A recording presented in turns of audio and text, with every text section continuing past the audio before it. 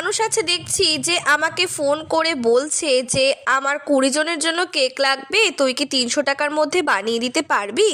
সবার প্রথম আমি বলে দিই, তোমার বাজেট অনুযায়ী আমি কেক বানিয়ে দেব। তুমি সেই কেকটা 100 জনকে খাওয়াবে না 10 জনকে খাওয়াবে না একজনকে খাওয়াবে, সেটা সম্পূর্ণ তোমার ব্যক্তিগত ব্যাপার। তোমরা ভালো মতোই জানো যে আমি পাউন্ড হিসেবে কেক বিক্রি করলেও আমার কেকের ওয়েট কিন্তু অনেকটাই বেশি থাকে, আর সেক্ষেত্রে আমি বলেই দিই যে সেই কেকটা কতজন খেতে পারবে। আর তারপরেও এই অহেতুক আবদারগুলো যে কেন করা হয় আমার সত্যিই মাথায় ঢোকে না। তোমার বাজেট কম থাকতেই পারে, তার মানে তো এই নয় যে 1 পাউন্ডের টাকায় আমি তোমাকে 2 পাউন্ড কেক বানিয়ে দেব।